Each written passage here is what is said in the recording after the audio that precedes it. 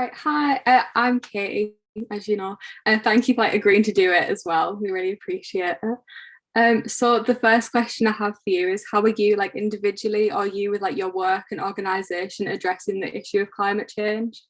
Yeah. Well, I think it's best for me to talk about what I do personally in that area.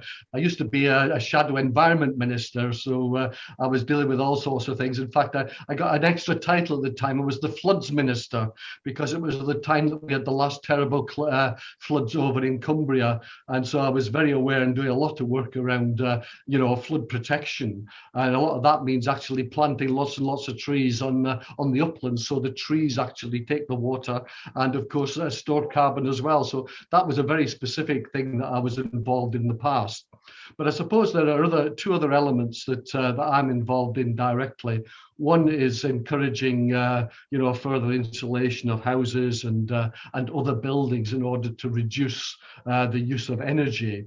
But also in that vein, encouraging the alternative that now exists for the home. So air source heat pumps, ground source heat pumps, technologies like that. What we call the things you stick on your roof, all that sort of thing. Needs to be introduced at a much more greater scale in order to help people in their households to make a major contribution. But it's interesting you should have talked about, I was talking about the mast a few seconds ago, because one of the problems that they've had there is that it's an area of very sensitive ecology where the mast has burned down. And there's lots of protections and things in place for the land. So it's proving very difficult to get them onto the land. And I believe very much we should have those protections, but we've got to get the balance right as well. The other thing that I would mention to you is that I set up in Parliament what's known as the All-Party Parliamentary Group on Carbon Capture and Storage. And I'm sure you've heard about that. You know a lot about that. Teesside is likely to be the first of the very big projects that get off the ground in partnership with a project in Humberside. And I've been driving lots of the work so that we can capture a lot of the carbon that our local companies are taking out. So done lots of work in that area as well. Yeah, that's all amazing.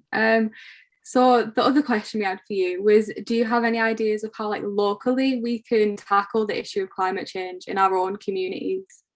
Yeah, I think we've all got a responsibility to do that, and that's why I'm talking about what can we do as far as homes are concerned in terms of reducing energy bills. But I suppose there's the whole thing about recycling and how we can encourage more people to do that.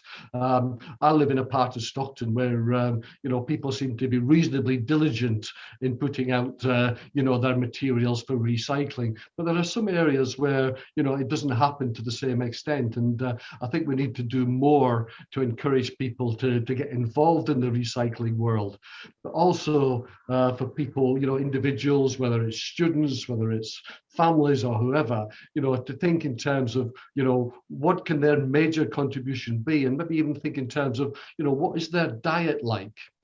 Are they carnivores who eat meat 10 times a week, which means we need a lot more animals, which means a lot more emissions into the atmosphere, or what can they think in terms of moving more to a plant-based diet? I eat meat, but not every day.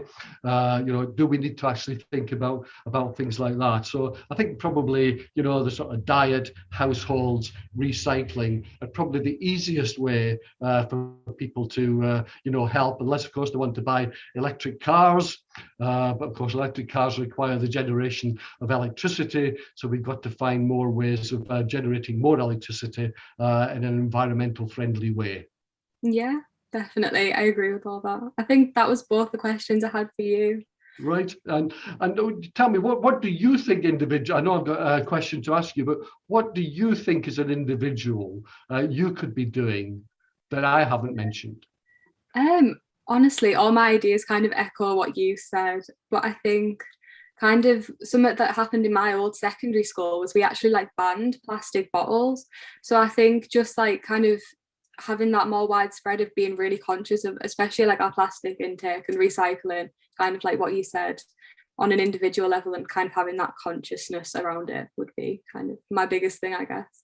Yeah, I mean, I think the bottles is a huge issue. It doesn't matter where you go, you find plastic bottles, and I've got metal ones, and stainless steel, and I carry my water around in them. But it's not always simple. There's not always somewhere to fill up. So maybe we need more water stations Yeah, around the country in order to do that. But I think another important message to people is, why don't you drink the stuff out the tap? yeah, Because the water in this country is very clean, it's very well looked after, and you don't need to buy bottled water.